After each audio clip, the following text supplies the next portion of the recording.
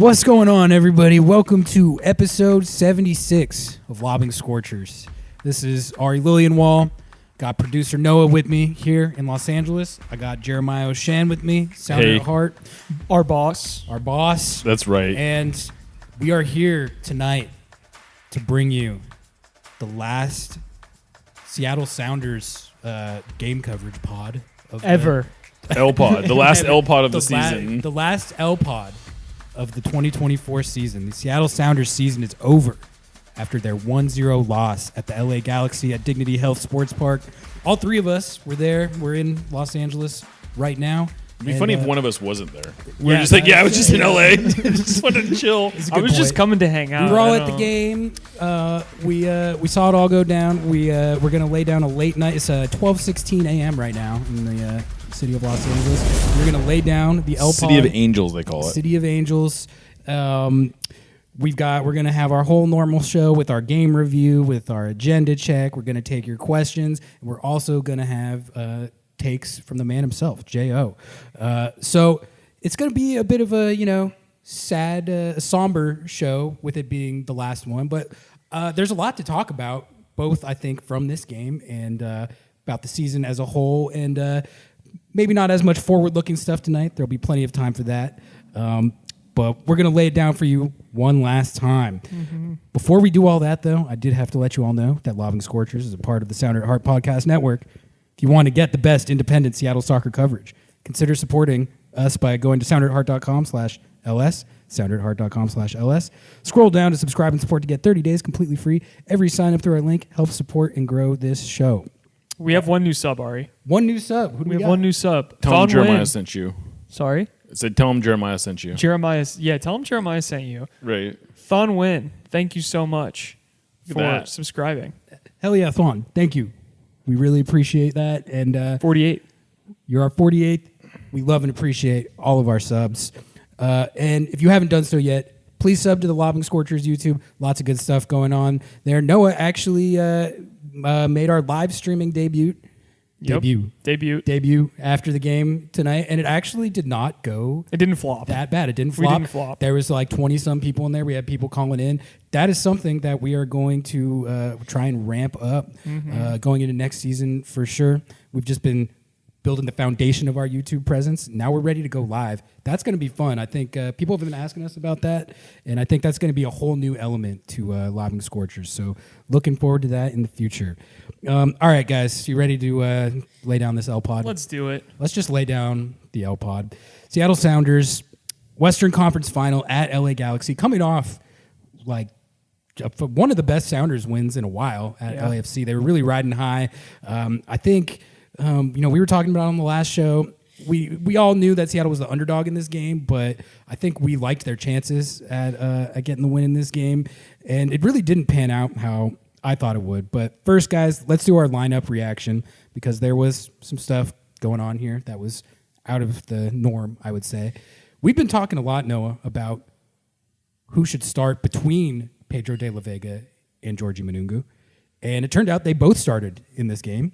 So that was one wrinkle. And then you had the Nathan start with the Ymar injury. So I guess let's, from each of you first, when you saw the lineup, what were your takes? Did it change any way that you thought of this game going into it? Guest goes first, always.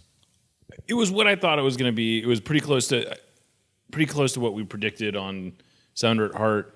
I thought there was a chance that Nathan can start, but I thought there was a chance that John Bell would start, but that was really the only question to me was who was going to start at center back. And it made sense to have Nathan. I think the main reason for that was you can put Jackson Reagan on his more comfortable. He's better on the left. It allows the offense to sort of run the way you have it planned. And Nathan was on the right. And I think that ultimately it was. That was not a bad decision. I don't think. No, before Noah gives your take, I would say, like, to be fair, Nathan played well, I think, in both of these games, and he certainly wasn't the reason that they lost this game. I thought he did well, so that actually worked out. Yeah, and I'm sure he's kicking himself a little bit for a missed and a little bit of a soft hospital ball pass to Roldan that kind of. We'll touch on how that kind of played into it all later, but overall, like. we were talking about it last episode. Who is this guy? Like, he kind of just balled out with. He made 2 starts this year.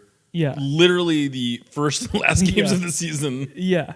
And just like played basically lights out, in my opinion, next to Jackson Reagan, which was awesome. For me, Georgie and Pedro de la Vega starting was the perfect best of both worlds for us, because I was saying Georgie all day. Georgie start over Pedro de la Vega. And so the fact that they both did, like, sure. I suppose if there was any debate to be had, it was maybe moving either Obed or Christian onto the right and then flashing Pedro or Georgie out on the left. I actually appreciate that Brian kind of stuck with what got him there. I think Christian and Obed were probably the best Sounders' best players. Yeah, I agree. That double pivot has been great since they went back to it. So I think that is one takeaway that is relevant moving forward, is that especially with Christian, like long term at this point in his career, I don't really think he's like a week in, week out starter at right mid. So moving him back, that might be I think he's gonna. My suspicion is he will be the starting 6 next year. Which I like that. I like him in that position. All right, we're gonna do the goal breakdown of the fateful goal, but I guess I just wanted to talk a little bit about the game itself first, because I thought it was interesting how it played out. It really did not play out how I would have thought or predicted going into the game. I think these conference finals or just one-off playoff games like this, sometimes there can be teams that are very potent offensively, and a one-off game like this can be cagier and more defensive, and that's really how it played out. But when I saw that taking shape, my thought, especially throughout all of the first half, was this type of game is playing into Seattle's hands. The Galaxy have been one of the most potent attacks in the league all year, and if you get them in a sort of cagey, more defensive game like that, I think that's what you want more than getting in a shootout with them. Oh, for sure. I would totally agree with that. And the Sounders were sort of talking about how, you get into the 70th, 75th minute, and there was this sort of frustration that they were sensing was building up in the Galaxy. And I want to say, they must have overcooked, I don't know, 5 or 6 balls to Peck into that channel. Yeah. And it was largely because they felt like the only way they were going to get him into space was to play it through or over Nuhu, who, let's remember, he is coming off some sort of mystery but apparently serious illness, and he swine flu. Right. He fully shut down Gabriel Peck. Yeah, that's a good point, because really it didn't feel like the Galaxy ever got rolling like they normally do. And Peck in particular, I didn't think really... He was quiet. He was pretty quiet in the game. I thought Nuhu did a good job locking him down. And Ricky Puig and Paintsill, I think, were a little more effective, but Paintsill certainly not to the degree that he was for a lot of this season.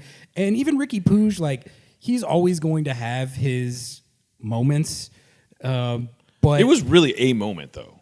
Yeah, it was. He had a couple of dribbles where he broke pressure. Yeah, but he was really only.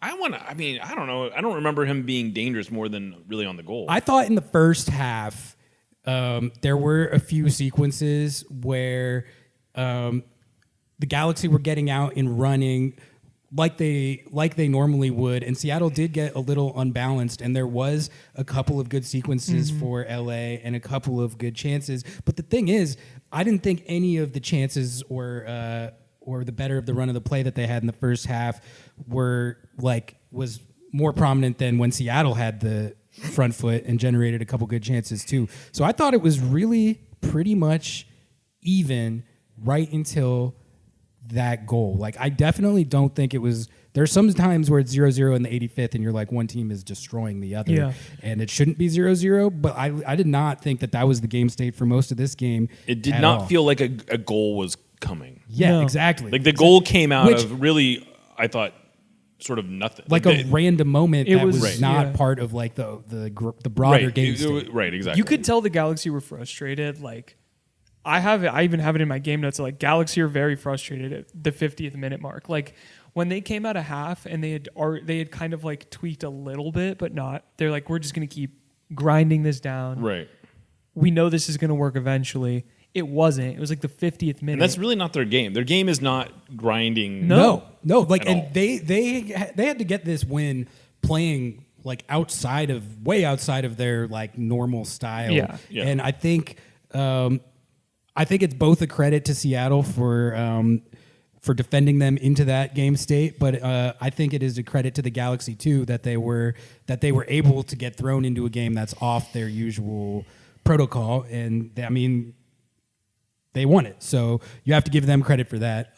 Let's talk about the goal itself because it was the decisive moment in the game. The first thing I will say, though, is that I think any notion that this is like all Alex Roldan's fault and he ended the season and it was like the most horrific individual error.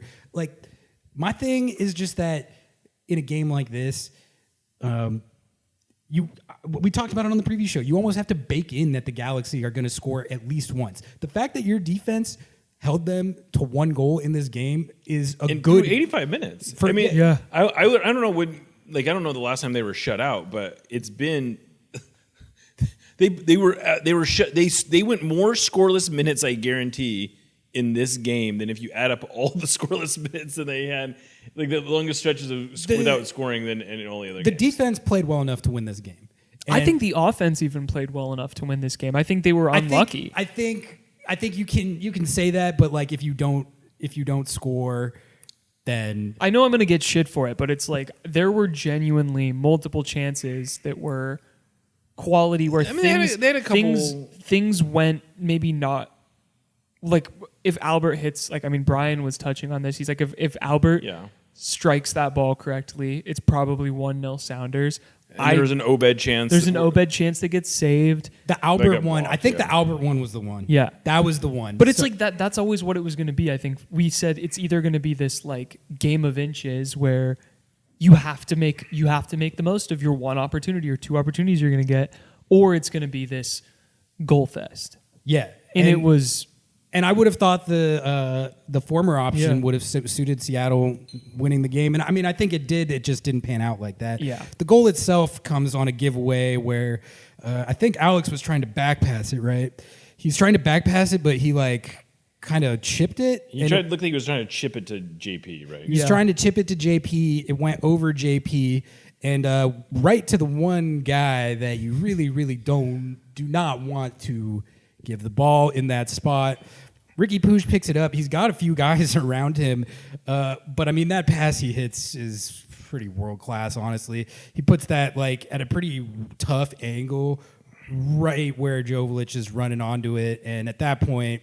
And he hits it really well. He hits it well. That's a good enough striker where you give him that chance. He's usually going to put that away. And... like you said, that was Ricky Puig's like one really, really big play. But I mean, that's a game like this. One moment like that. That's what chalks you. Right. So, and I mean, I'm not going to sit here and say that Steph should have saved that, but he gets a hand to it. It's a very well struck ball. He's not going to save that very often, but I at the same time feel like Steph will probably feel like I could have done a little better on that. And as it was, he almost got enough of it to push it wide, but it goes in and that's how it goes. it was, exactly. It was, like I said, it was just tough because, if you told me that Seattle was going to lose this game, I would be like, I mean, all right, they're the underdog. That makes sense. But like, they really they almost had that one. They played it pretty much, I think, exactly how they needed to. Played out almost ideal, like almost exactly how you would have. That's what I said at the end of it. Other than if they could have scored, but like as far as neutralizing the Galaxy to the greatest extent that's possible, and giving themselves a chance to win the game late in the game, they did do that. But it's that one mistake. That one mistake can do you in. I will say. I don't think it was I'm sure it wasn't a penalty, but I would have. I was a little frustrated they did not show a replay of the handball shout. No, of the ball that was a free kick that ended up being right outside of the. We all looked at each other in the box and were like, "How are you going to get a foul on the line?" Right. And I thought that was a weird call because I'll tell you what I think. I'll tell you what I think is weird about that call is we all know for an absolute fact that if Drew Fisher thinks that he's inside the box, he does not call a penalty on it. So he's like giving the foul because he knows it's outside the box. Right. That's not how it's supposed to work. Agree. Like, you're supposed to call it like the same regardless. I don't think it was a penalty, but I think it's weird that he seems to give that foul based on where it took place and not like, I don't know. I was shocked that the foul was given. I was very confused. I would have been fine with them not giving it at all. Same. Like, but and Albert does. That was a great look by Albert. He forces a good save from John McCarthy. Yeah, no, that was another one of those potential swing moments. Yeah. Where if they get a goal off of that, and I mean that was a good free kick by Albert. It gets saved off the post. It gets saved, but there was that one, and then the one we were talking about where Albert got the it was like the recycle, or like Jordan got the cross from Nuhu. That was it a off great. to Albert. That was I think that was the look. best play. No, that was the best attacking sequence for sure. How is your best attacking sequence coming from Nuhu? I don't know. I've seen crazy. He had the assist in the Houston game. We were like joking about it, and this is a side tangent. Yeah. But he his crossing has legitimately gotten better. I'm not going to say it's good, but like he did have the assist in the last series. He loves scoring and assisting against Houston. Yeah, that's like his thing. Exactly.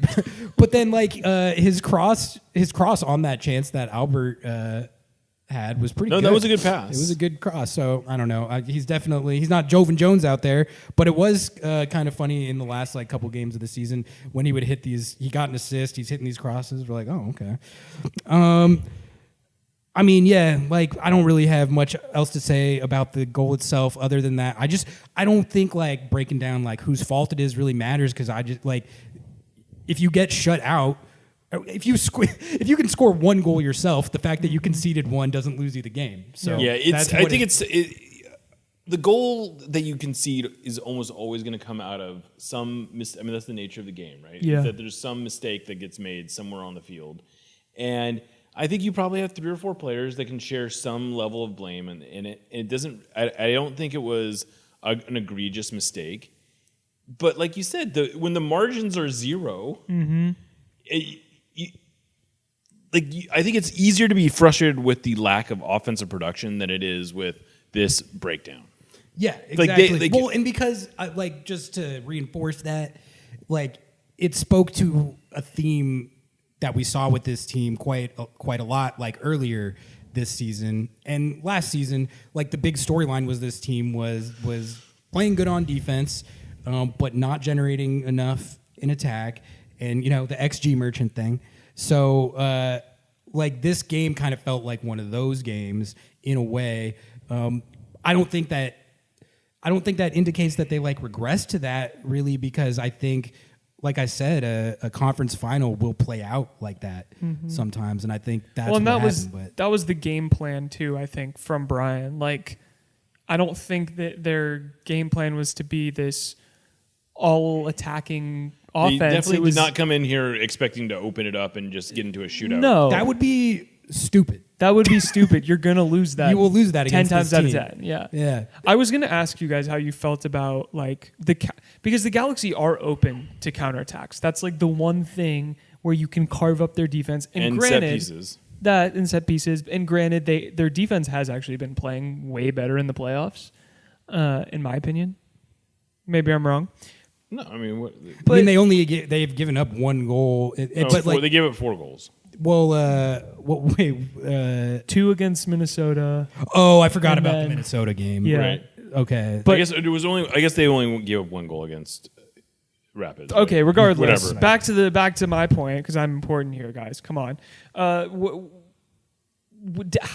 feel like the counterattacking really lacked in this game. I think that there was a lot. Like I felt like Pedro held the ball a lot. There wasn't as much like that, like Jordan Morris over the top ball. They seem more worried effective. about not getting stretched than they were about getting into the open field. Yes, and we saw that repeatedly. Where if they didn't think they had an obvious opportunity, where they knew they didn't have numbers, they weren't messing around. They just sort of pulled it back and they held the ball. And And they were able to rest. It was pointed out by Steph or Christian in the post game that they did play 120 minutes. That they probably had some heavy legs. They are running a little thin on bodies. So I don't know. It's hard to second guess that too much. But yeah, I agree with you. It would have been nice to see them trying to get into the open field a little bit more because they didn't do it a lot. They had maybe 3 or 4 chances where they really were running at Galaxy, and they were oftentimes content to pull it back and wait for their numbers to catch up. I felt like there was just this period of time between the I don't know if it was like the 50th and 60th or 70th minute where there was just this lull, this big lull, the time where the Galaxy were happy to concede possession because they were a little bit gassed from all of their attacking. Yeah, I would agree and with that. they were, it's a classic game state thing where you're like, okay, I know it's the 60th minute. We're going to go all out once the 70th minute hit. Just like that mental, I don't know. It happens, just game state stuff. And I felt like the Sounders in a way did not capitalize on that. I think there was some good opportunities in that time, but I felt like when you notice that's happening, you gotta switch that. And I just don't think it happened. The Sounders needed someone who was willing to take some risks. Yes. To just go for it. And I think Obed tried. It's a tough balance, though. It is a tough balance. It's a tough balance, and Georgie was definitely, I think, the one. If you're going to point to anyone, who's doing that too. I agree that it did feel a little too risk averse at times, but I do think there's an element to which that's almost how you have to play it as the road team, just to start with, but then also specifically with this matchup against this team, a track meet is you have to avoid that at all costs. So Seattle did a really good job at avoiding that, but not a good enough job of being opportunistic themselves. And I think, Jeremiah, you tweeted the quote, but I think Christian said something to the effect of, "We did enough to not lose, but not enough to win." Yeah. I think that's pretty much No, it. I thought that That's was the a really perfect good quote. I thought that it summed it up pretty well. And, look, we're talking about a game they lost by thin margins, and, that was the difference. It's not to say that they was bad. It's not to say that they got I don't think they got out-coached.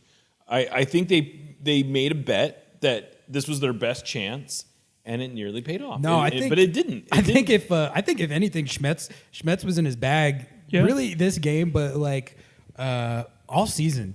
And I guess that's sort of a topic maybe more for the offseason, but I really feel like he coached his ass off this year to get this team as far as he did. Let's as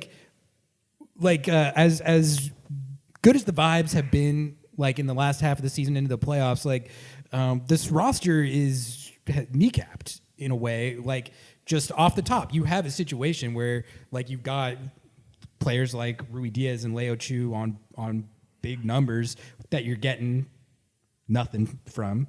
I mean, Nathan as well. Nathan was hurt all year. De La Vega was hurt all year, never really got going. So when we finally saw some glimpses in this postseason, but overall this year, it was a busted year for him. Yeah. So when you take into account just those 3 things, if you told us before the season that you would get pretty much nothing from De La Vega because of injury, that Rui Diaz would be out of the lineup, pretty much entirely for the stretch run of the season. Manungo was going to start your season finale. Georgie Manungo is starting playoff games or starting important games for you. If you told us all this, we would have been there's no way. I don't even see how maybe they make the playoffs. I would have blocked you on Twitter. Yeah, but they made the West Final and got pretty close to winning it. Yeah. But I think the reason that this stings a lot, in spite of all that, is just that it feels like a big missed op, because I really think the winner of this game is MLS Cup champion. It would have been great to have another MLS Cup at. That's the thing is you basically lost. You probably lost a trophy on this. I don't think the Red Bulls are coming to Seattle and winning. Well, They're and if you definitely go not back coming to to the LA last winning. time the Sounders lost a conference final, it was in 2014, long time ago. It was also against To the the Galaxy. Galaxy. It was Yep. also a game where the winner got to host MLS Cup. Yep. And, the Galaxy did go on to win MLS Cup that year. And I wouldn't say this feels quite the same because that year the Sounders won the Supporters Shield. And I but was it's 14. Geez. Yeah. Thanks. Jesus. Okay. Just blow past that. Right. Are we going to go to jail now? Yes. Where Where were we? Where did that come the from? Late night pod. 2014 Galaxy. Well, I don't even know Didn't where feel my the point same. was. It didn't feel the same. feel the same, but my point was that you can't help but feel like a little deflated because you had this opportunity that was just sitting there. Yeah. And I think that was really what, more than anything, I think that was sort of the overarching sanguine mood was they knew they had this opportunity to do something special that, and Steph talked a lot about this, about how this is sort of a last ride, not necessarily for this group as a whole, but there invariably are key players who are not going to be back next year. And there is a dynamic. You work with all these guys for a year or more, and you have this dynamic, and it starts to feel like this special group. And I think they really had convinced themselves that it was sort of that they'd gone through the fire, that they'd come out the other end, that they'd gone through. This was not They'd an been easy. doubted. They'd been doubted. beat down. They had been down, and they rallied around each other. I think I think Christian is being genuine when he says that this was the best group that he'd had, and I think part of that is because they went through so much together, and that there was real strife, and they found their way through it. And I went from Raul walking off basically, right? To you had him players accepting his Raul and role. Nuhu got suspended Yeah. for I forgot being about that. petulant. Yeah. and then going to Nuhu comes back, completely different attitude, and genuinely improves as a player after Yeah. that moment. That was genuinely a turning point moment for him. And then Raul accepting his position as, in a way. Especially down the road. And I gotta say, there is this image that I tried to capture. The photo is not very good. I'll probably tweet it out anyway. But it's Raul just standing there by himself watching the players celebrate I saw that. Yeah. the win, and sort of the Sounders teammates going over and congratulating the Galaxy players, and Raul's just standing there sort of watching.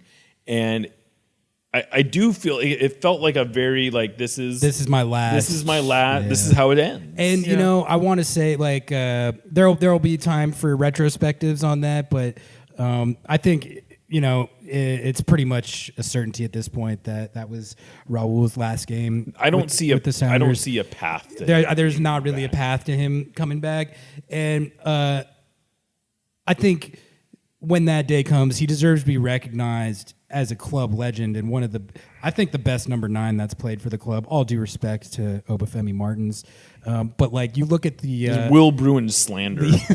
but I just think if you look at the trophy haul and the cultural impact on the team that he's had since he's been on the team, the way this season went for him, which was not great, should not overshadow that. And if you look at Seattle's trophy case, he is a big reason it looks like it does. Well, and he should be recognized and appreciated for that. And some of his best performances came in the Sounders' biggest games. Biggest I think games. that's really to me the LAFC legacy. 19, Champions League, you name it.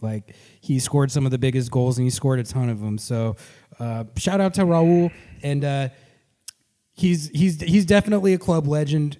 And I think for more than the on the field stuff, though, just the presence he was and how he mentored the young players, just a great Sounder. Before we move on, I do want to take a half step back and just say, we had talked about, I don't even know how many episodes ago it was, but I dubbed this the season of almost, and it really was. It was absolutely.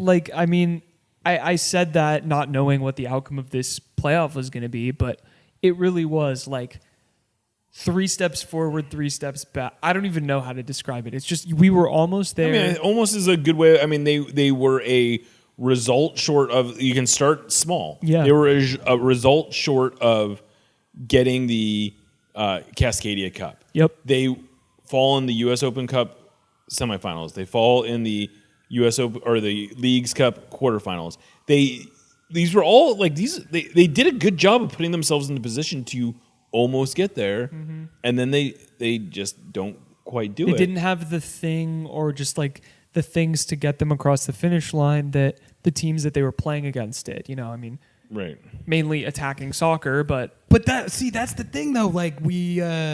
Like there's been so much talk this year about how, behind the 8 ball they are like an attack compared to LAFC, Columbus, Inter Miami, and this Galaxy team. They made it further than a lot of those teams, and they played this Galaxy team that's got this attack that's, got all these resources pumped into it that people have been comparing. They're like, Seattle, why don't they sign Ricky Puig? Why don't they sign Gabriel Peck? Why don't they sign Joey Paints? I get all that, but then you look at how these games in the playoffs actually played out on the field, and Seattle beat LAFC in the playoffs in their own stadium, and they took the Galaxy down to the wire, and the Galaxy only scored 1 goal in the game. So it's like, don't get me wrong, we're going to talk a lot about the things that we want to see with this roster with a specific eye towards more production offensively, because there is no question about it. Like, this team did not score enough goals this year. Did not generate enough on offense consistently enough. And who knows this is Craig Wybes. He told you that, did he not? Yeah. What was can you relay that? Yeah, quote? so he had a little press scrum, I guess, yesterday? Time flies. 2 days ago, it's no, it was Friday. Oh, it's Sunday. You're right. Okay, so on Friday, he had a little press scrum. And he was really, I thought, very clear-eyed in his assessment of the team. Like, he was not sitting here going, like, I told you guys we were going to be fine. No, he was He said, I get it. Exactly. He's like, we didn't score enough goals this year. The margins were thin. If people were upset about it, they're justified in feeling that I was way. upset too. Didn't you say that? Right. He said, I was, yeah, exactly. I don't disagree with the assessment that we need to be better offensively. And that's the thing we're going to have to do this offseason. We're going to have to go out and sign some offensive players. We heard Steph effectively say that. We heard Brian effectively say that today as well. This is a team that knows that they need these pieces. That doesn't diminish the work that they did, and you can be mad that they didn't have those pieces, but they do understand that they have to get better in this way. Well, and I do think there's a lens that you can look at this through if you're looking for optimism, well, I do think it's clear that the foundation, at least defensively and with the spine, this is not a throw the bait. This is not a start over type of situation. You just don't have to. As much as there are Twitter users who want that. There's a lot of. I think there were useful pieces that developed this year. Yeah. Jackson Reagan was a legitimate Defender of the Year candidate. He was a finalist. Yeah. Yep. Obed Vargas established himself as a rising star in this league. Christian Roldan, I think, established himself as a starting quality number 6. I don't think you need to go out and fill that role. Jordan, I think, again, showed that he can play. I don't know that he put to sleep the conversation about what position is best for him, but he showed that he could be productive. Albert Rusnak showed that he could be a productive number 10. Pedro de la Vega, I think, fitness-wise, made real progress this year. Now, that's not enough. I'm not going to sit here and say that that's enough, but there was progress. I think in the playoff. I mean, we're just going to skip over Paul Rothrock though, real quick. Is that we need you to add Paul Rothrock to that list real quick? That's a huge thing that happened this year, and that he wasn't available in this game was notable. It was actually. I'm going to add something to the agenda check on that note. Let's get to the agenda check. Got your few favorite segment written down here. Yes, I got 4 written down now. I'm gonna do the first one first because I just thought of it off that last comment. Yeah. The Seattle would have won this game if Paul Rothrock had played agenda. I love that. They didn't have their best player. You're playing the game down your best player. It's like playing without Ricky Puig. Yeah, You know what I'm saying? If you take Ricky Puig off the Galaxy, you think they're the same squad? We'll find out because he's apparently injured. Okay, but all right. Let's get to the ones that I had thought of beforehand. All right, let's one last ride for the anti-Rusnak brigade. Pour one out. Pour one out.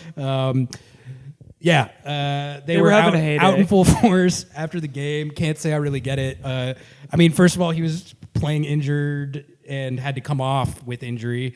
And I think, like what his injury, and that's kind of felt like the moment where it just felt like the fuel tank was running low. You know, that was definitely one of those things where I was Like, definitely thinking if they managed to get this, or I don't know that he would have been ready for next. No, week. I don't think he would have been. Like, that did not seem like a minor. Also, it would have made like the storylines if they had won this, like with him going out, Georgie starting the game, Ymar being out, people would have been like, the Sounders have pulled off another one of the greatest wins ever, you know? So that's what would have taken, especially after Rusnak went out.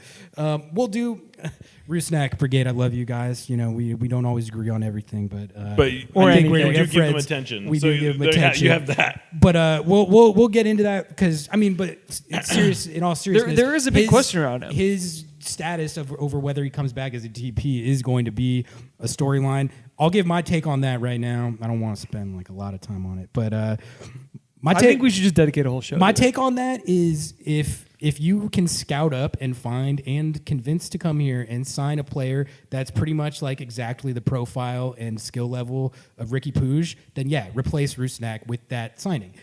That is not as easy as some people make it out to be. That's actually very difficult. Failing that type of upgrade, I think you bring back the guy that just logged almost 30 goal contributions across all comps and has established himself as one of the 3-4 best set piece takers in the entire league.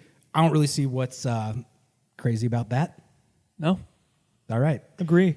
The Georgie should start agenda. So I was a proliferator of purveyor something. Either way, this was a big night for this agenda because he started the Western Conference Final. I thought he had some really awesome moments, honestly. Like, especially I really thought he was gonna break down. Yeah. Oh Giovanni. man. Well, in the first half, especially, he was winning his 1v1s and easily created a couple good chances. And I do just really like watching him play because he wins his 1v1s. Like, there was a lot of Seattle wing play over the last year and a half or so where anytime the winger was taking on the defender, they usually did not win that matchup. So it's been cool to see a winger who has that in his bag. But I think you saw the other side of it too in this game, which is he's very raw and not polished yet. And I think that's exactly what Brian said in the postgame presser, really? By the way. So okay. He must listen to Lobbing Scorchers. I guess, yeah. But I guess that's what I'm saying is as fun as the storyline has been and as much as he's emerged this year and looks like he could be a good player, I don't know. There's work to be done. There's work to be done and thinking that he would carry you in this game. Not that was the implication, but he just... I mean, it was a gamble. It wasn't a gamble, game. but it was a...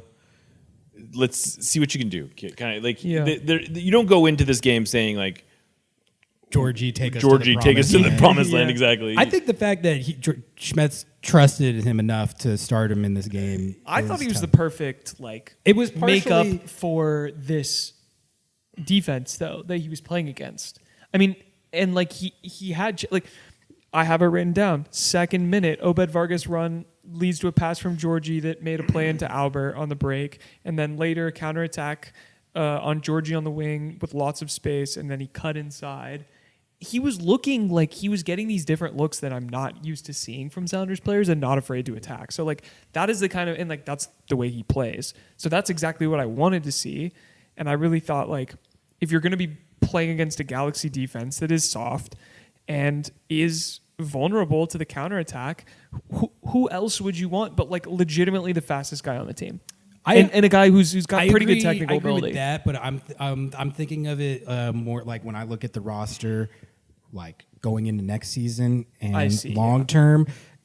Having Georgie on the roster is great, but he's I don't know. Thinking about it right now, I think my number one.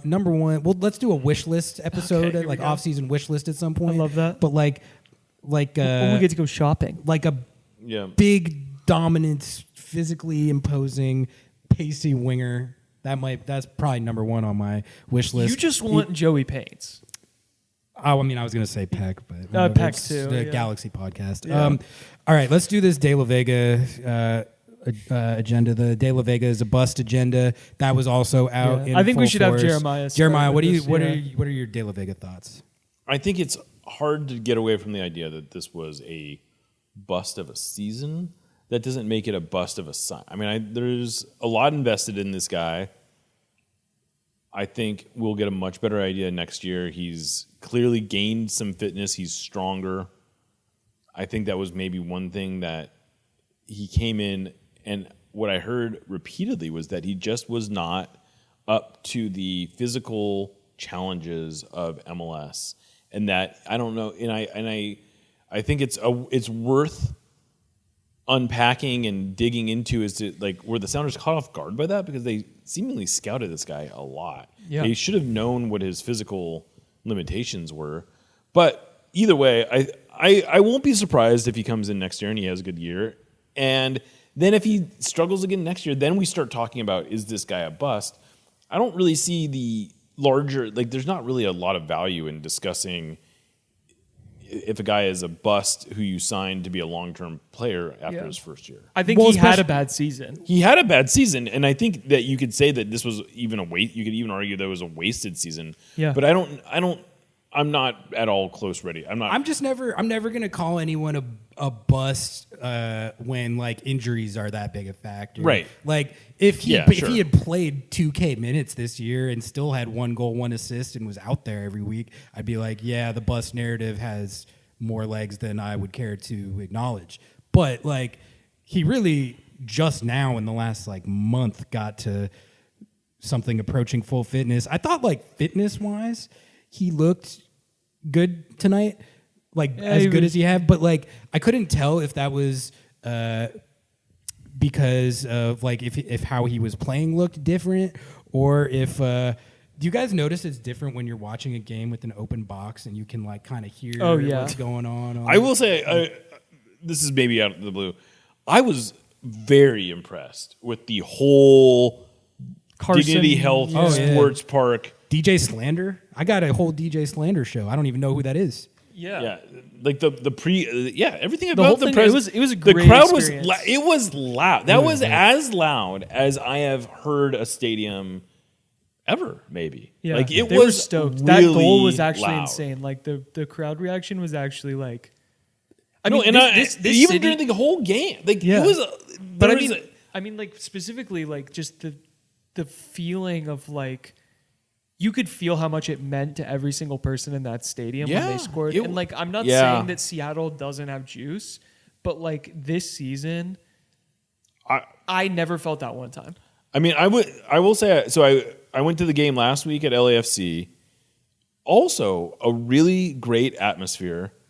But this was, I honestly do think this was a better it was louder. It was Dignity Health Sports agenda check. We might have had to do a agenda check on that. Yeah. Yeah, no. It feels like like I heard a lot of people saying, "Oh, MLS is probably so bummed that this is not a dream, but to be having a MLS Cup final in LA, that's like featuring me, Marco Royce and Ricky Puig and Gabriel. Like this is an incredible team.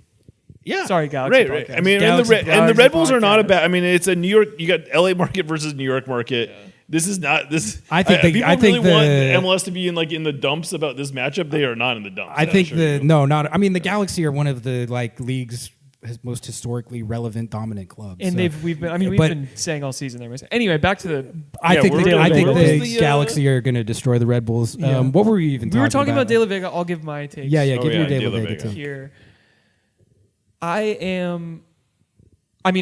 Fitness-wise, I don't even think I think he's made strides, but I still don't even think he's there yet because, like, I saw Brian yelling at him during the match, like, when he basically kind of gave up on a play and then the Galaxy got on a break. It was eventually stopped, but, I mean, I could tell Brian was absolutely pissed because he just stopped. He didn't try and track back. That's not the type of player that, Brian is fond of. I'm not saying that's the type of player Pedro de la Vega is, and I'm not saying that he's like unfit, but I don't I don't know. I don't want to not be hopeful, but it just like this season really just made me feel like He's got a lot to prove next year. Yeah, I think he's got more to prove next year than any Sounder ever. Yeah, and that's and he already. I thought you were going to say on the team currently, but I think you're right. I think you're right. I mean, I don't know. Like it's like Dempsey. Like I guess you could maybe like Dempsey was not great his first year here, and I guess they probably ended up playing about the same number of minutes. But there was no doubt that Dempsey was a good player. Exactly. Yeah. He was so established already Right, as a player that you knew was going to produce. Like you just knew he was going to come through. Yeah, like this is it's kind of again, this is maybe a topic for another day, but like it's kind of made me think about the wisdom of investing, like making young DPs, like putting so much of a centerpiece kind of pressure on a young DP. I mean, that's the challenge, you're playing right? a dangerous game because like those bust at a higher rate, and no matter how convicted you are in the signing, it can still happen. Like when Ladero came in, he was the Boca's number 10. You know, you already kind of there was less risk involved with that because there's already so much. It wasn't hedging on upside.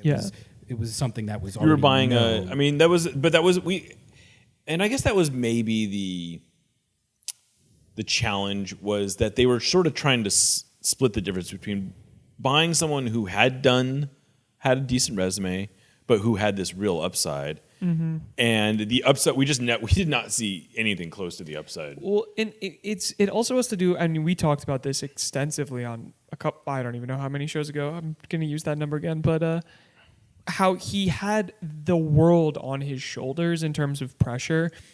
Moved to a new country, immediately gets injured, right. Comes back, isn't fit, isn't playing well, is frustrated with himself. That is a spiral. That is a spiral and a spiral and a spiral. And I think Brian and the whole coaching staff and training staff did such a good job to build his confidence back up, build him back up. But it's like that is really hard when, again, like you're saying, he has the most to prove of maybe any young player in the league.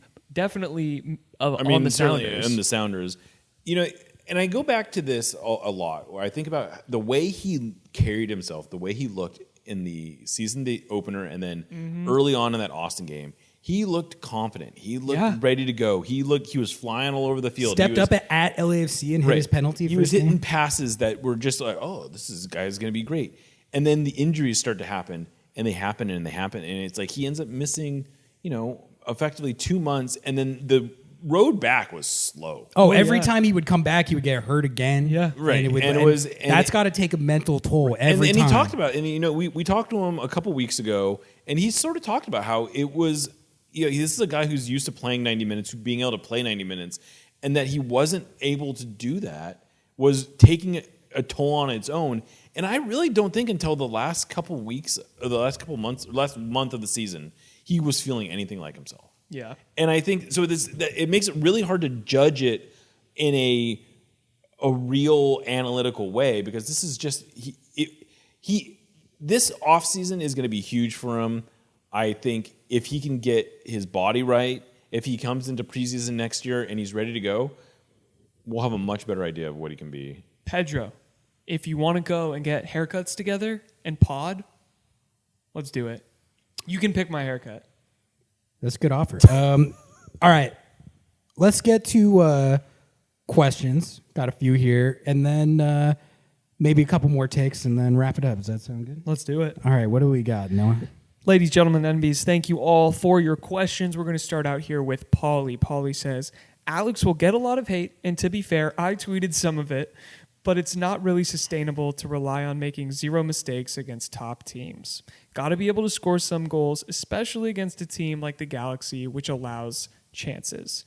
De La Vega was a total bust this season. A lot of people had that. So maybe we hit on the first part. Yeah. Well, okay. I mean, I think where you hit it is not sustainable to rely on making zero mistakes against top teams. That's sort of what I was trying to get at earlier with I'm really not interested in the debate over whose fault the goal was. I really think one goal in this game is should have been expected. I thought they were going to get it earlier. So I don't know. For me, it's just it's a retread of the storyline that we talked about ad nauseum back when this team was struggling on offense every week. So yeah, you were going to need to score to win this game. That much should be obvious. Yeah. Jeremiah, thoughts? I agree. Nothing. I Agree. don't get much to add to that. Agree. Yeah. No, I feel like I was saying this to Jeremiah when we were walking out of the press box. I was like, I can't even really be mad about this game. I'm not sitting here like angrily like there were games this season that genuinely made me mad. Sure. This was not one of them. Yeah. And I definitely don't think that the mistakes that were made that led to a turnover, and then not even just a turnover, because there were turnovers that were stopped. This was just a turnover that was, you have to give credit to LA Galaxy on what is ostensibly, it was a perfect play. I mean, they played perfect. Go watch the pass that Ricky Puig hits. It's beautiful. Like, God damn it. Like, Galaxy podcast. nah, I mean, go watch the highlight. It was nice. Anyway. Galaxy podcast. Wicked Wise says LA Galaxy's path to the cup goes through seeds 7, 6, 4, and 7. The first time a finalist has never faced a top 3 seed in the history of the league. If they win... Good pull. Yeah, there we go. Wicked Wise. If they win, there should be an asterisk, or should there be an asterisk by their name in the history books? Okay, so good pull on the stat. Great pull. On Yeah, the Great pull that's on the like so stat. good. There definitely is no asterisk by their playoff run. I mean, like, I think this game... I would actually like that as not to face a top 3 seed. that they should put that in the history books. Yeah, just to be us. petty. It would be as funny. Petty AF. But like, I think that undersells how well they performed all season. But then also, like, Seattle was a 4 seed, but I think they were the 4 seed by what, like a point. So they're arguably the quality. There was of the really. top 3 seed. If this is true, this is a remarkable that that there's never been, because there's been lots of 1 seeds that would have. I mean, that's a great pull. Yeah, no, I mean... It was an interesting stat. I could let's I. No, I guess asterisk because the for old me. format, you were invariably going to face a 2-3 kind of, but whatever. Yeah. Anyway, Phil asks, this playoff run has got a lot out of not much. 1 goal from open play in 180 minutes against Houston, and Sounders players scoring 1 goal in 120 minutes against LAFC. So need to work on finding more goals. Yeah, so I included that one because that was I think that encapsulated the overarching sentiment in my mentions after the game, and we touched on it on the show already. But this is going to be a fun off season because I mean I'm a sicko. It better be. I love off season roster movement, and there's going to be stuff going on. Like there's no way they There just has run it to back. be. So If they run it back, then yes, you can exactly complain and gripe online. But like everyone who's complaining about the offense, like you're right. Like not just about this game in particular, but I think everyone knows that the team didn't score enough this year, and really it just wasn't dangerous enough. Yeah.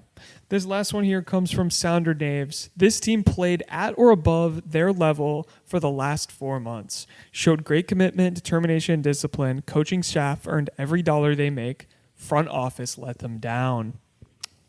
Yeah, I mean, we were talking about Schmetz's Schmetz being in his bag this year, and I think our Coach of the Year take should have got more traction, but the national pundits would never. No. But That Chris Armas to. what do you what do you guys think of Nave's last sentiment? Front office let them down. I think it's important to differentiate 2 things here. I wrote about this as well. I do think that if there's one thing that Craig Wives, that's what we call him on this show. Yes, Wives. He deserves credit for is not doing the panic buy.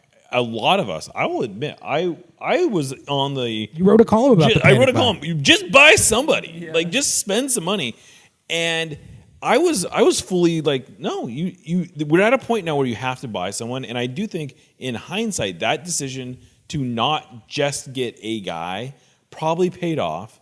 Even if you had some marginal, maybe in this game you would have had a marginally better option to bring off the bench. But I think that you would have risked upsetting a very fragile ecosystem in the locker room. And in that way, it paid off. Now, he also admitted that he wasn't able to land most of his top targets. He had a few top targets that he wasn't able to land. You can blame him for shooting too high. But I think really the blame is there was no budget to go out and do anything real. And that's just like when you don't have much money, you sort of have to overshoot what you think you can get because that's the only way you can get a difference maker. And I'll like this Dario Spikic guy was probably the top player that they were closest to signing, and he's looking pretty good right now, playing for Dinamo Zagreb, and that probably would have been that he could have been a difference maker, but I don't know. I think what I push back on is the idea that the front office was bad, and all I say is I think the front office hasn't really been allowed to do much because they have not been given a whole lot of budget to do anything with. Right, and I think the thing people point to is Pedro de la Vega. Well, I was going to say like, okay, well, the people point out to, okay, well, why was there no money? You didn't move off Rui Diaz soon enough. You didn't held move on to this guy too long. I don't You think didn't move Leighton Chu. I think these are all things that are probably a little outside of Weibel's. Like he does not have full discretion over what to do with the ball. Well, and then the other thing is, but I think that encompasses the full front office of like, I'm generalizing for Naves here just because I'm a defender of our king, but like, I think that like ownership and everything and whatever is involved in getting that money fair enough is front office. Sure, okay, that's fine. I'm just saying I want to clarify the because I think there's a perception. No, I think that's good to clarify. That Weibel is just sitting on his hands, going like, "Oh, yeah, what do you want me to do?" Well, because no one has any idea day to day what he's doing. Right, and he will even admit like the most public part of his job, the part that he is going to be judged on for better or for worse, is the roster moves. And if he's not, like he understands that that's part of it. I'm just saying that if you want to have a more nuanced understanding of the situation, you got to understand that it's like get a job. Is what you're saying. Get a job in the front office. And right. learn. Exactly. Yeah. all right. Thank you for your questions, everyone. Yeah, thanks for the questions as always, everyone. I think that's it's 1:12 a.m. I think that's about a good place to wrap. Yeah, I'm like wrap this I'm up. Fascinated to see how I look on video here. I know we're all going to be haggard. Fading. Real quick before we vacate. Number one on your off-season wish list for like positionally and like player profile of what you want to see Seattle sign. Who you want Seattle sign? You want me to go first? Guest of honor. Number one. I think it's I'll take any attacking player. Yeah, that's kind of how I feel. I'm agnostic. I don't care if it's a 9 or a winger. I am agnostic about position. Someone good at soccer. I just want a player who I think is gonna that can reliably upgrade this offense and is. Yeah, I mean, I just think that's it. I am totally whatever best value you can get for your money. Do that. Like maybe it's a number 9, maybe it's a winger. I don't care. I'm going with a Benteke style number 9, just a big like get in the box, bury his chances. Basically Jordan Morris upgraded, and then have Jordan Morris also be able to play off of that type of player. That's what I. Morris and Benteke together. Ooh, all right. That'd be sick. All right, let's call it right there, guys. 1:14 a.m. I gotta get back and crash, and we all gotta get back to Seattle. Thank you all so much for what a season tuning in throughout the season. What a ride it's been. Now comes the fun part, the postseason. This is where we make our real. Exactly. Like where Sounder Heart starts to cook. We're definitely going to be cooking all off season. Anytime there's a roster move or news about the team. I love that you're still wearing your press credential. Oh yeah. Look at that. That's a good look. Yeah, I think I'm just going to keep it on this forever. Well, they have stickers, isn't this kind of weird? A few teams do that. Yeah, I don't know. I've seen it. We before, better get out of here. It's 1:14 in the Thank morning. you, everyone, for tuning in all season, making the show what it is. We love you all. Couldn't do it without you. Thanks for having me, guys. Thank you, J.O. Thanks for having us on Sounder Where can people find you? Yeah. Oh, yeah. I'm at Jeremiah Oshan I also have bylines at Sounder at Heart. Great website. It's a good website. Sounder Sounder I have at a Home/LS. I have a podcast too. Can I plug the podcast? Yeah, plug that. Okay. Nos Audietis. Yeah. Good I don't luck mind spelling that. Yeah, good luck spelling that. That was a genius move on our part. Time to rebrand. Yeah. Lobbing Scorchers 2 is available. Stay tuned for the off-season content, and definitely keep checking the YouTube. We're getting into this live video streaming world, folks. You can become a channel member too. Get Noah's post-game stream up to triple digits, because our first one's double digits. It's embarrassing, but we're gonna see you guys. We're gonna do an MLS Cup show, aren't we? Oh, 100%. Yeah, we're gonna do an MLS Cup show. We got off-season content coming. But thank you for tuning in all season. We love you all. Till next time, we out. Peace.